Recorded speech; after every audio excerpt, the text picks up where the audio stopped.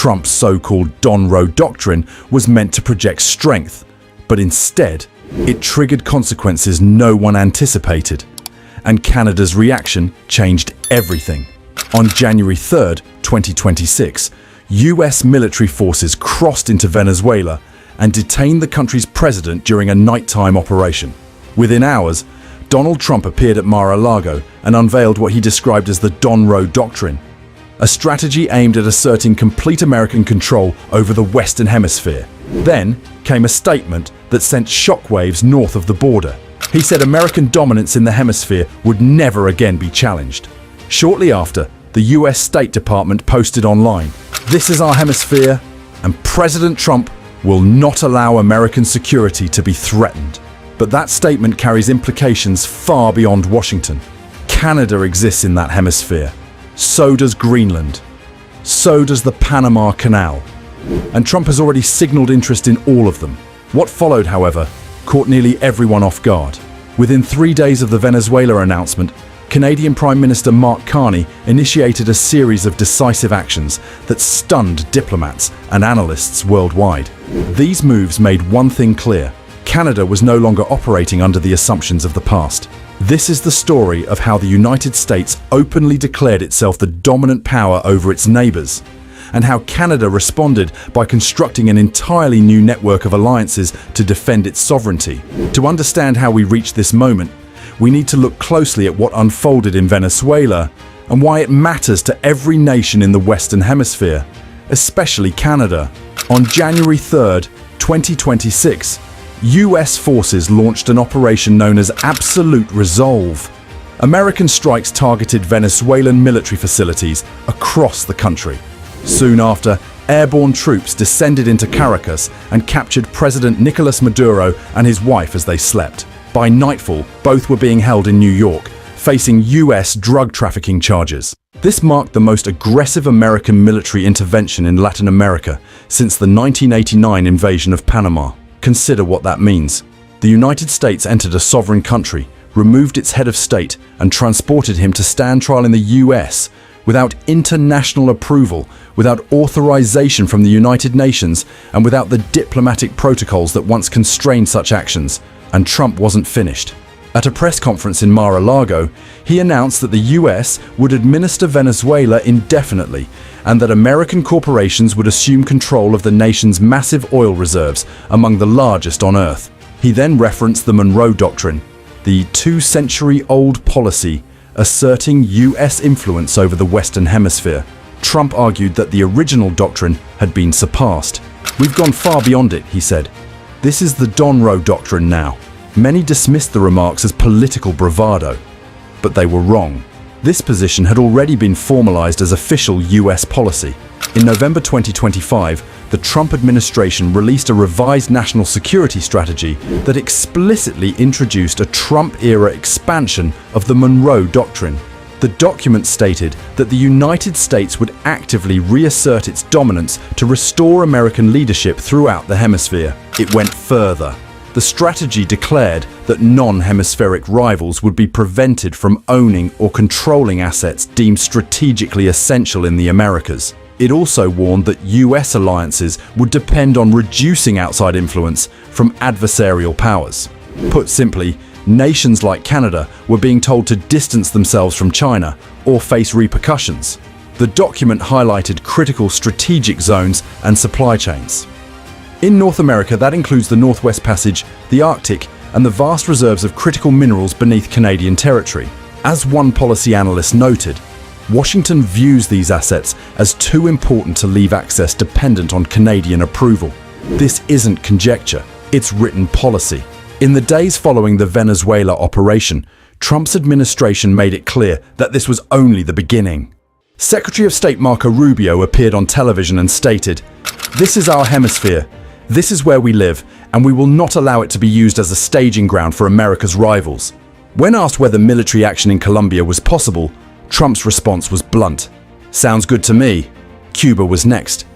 Rubio, whose family fled the island, warned that the Cuban government should be worried. Trump echoed the sentiment. Mexico was also targeted. Trump warned President Gustavo Petro to watch himself.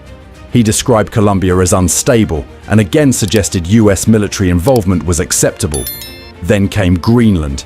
Stephen Miller, one of Trump's closest advisors, posted an image of Greenland covered by an American flag with a single word beneath it: soon.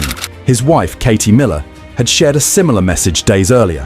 When questioned about the possibility of military force against Greenland, a NATO ally, Miller refused to rule it out. And that was the moment Canada realized the rules had changed.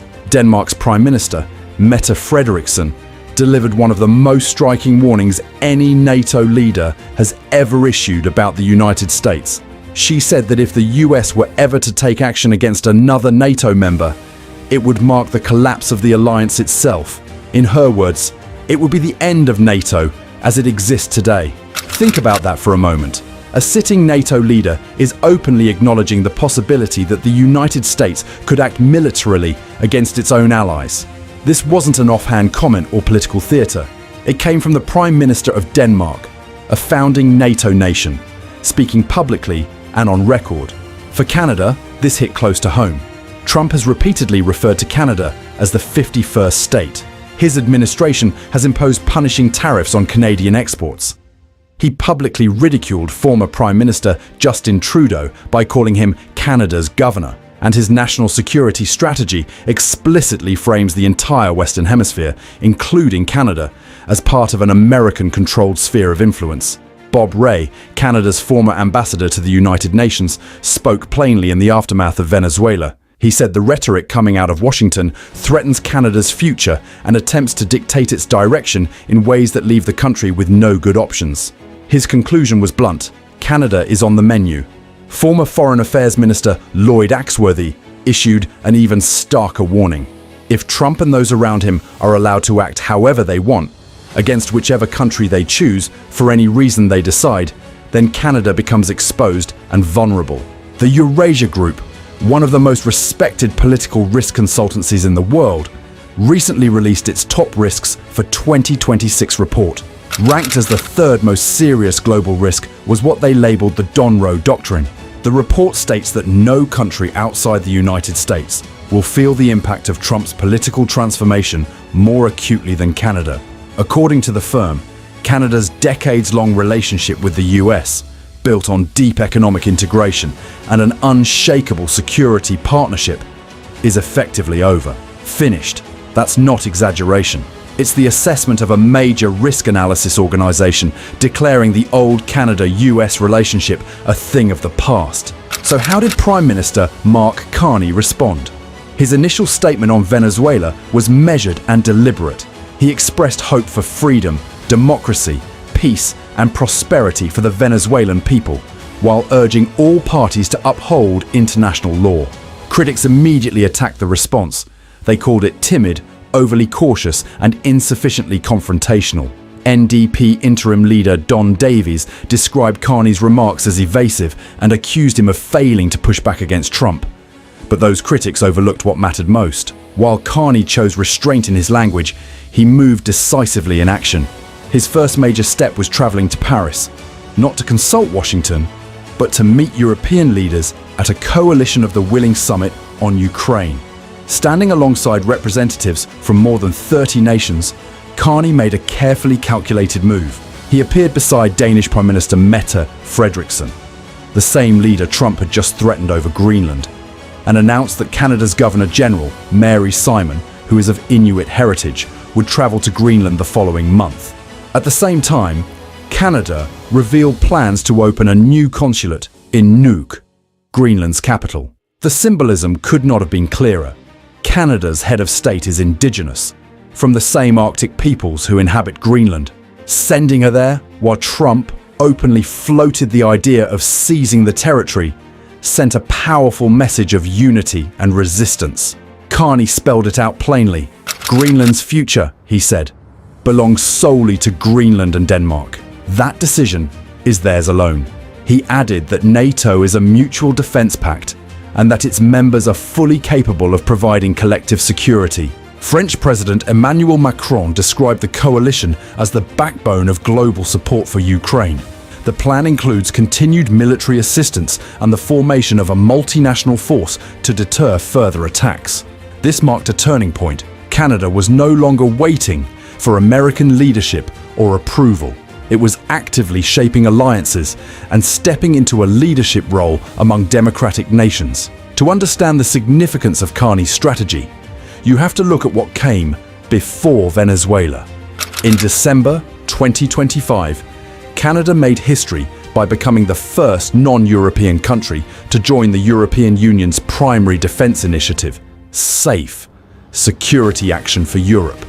Valued at 150 billion euros, the program is designed to rapidly expand Europe's military capacity. It provides financing for joint arms procurement, allowing participating nations to scale up defense production together. Through SAFE, members gain access to low-interest funding for urgent defense investments.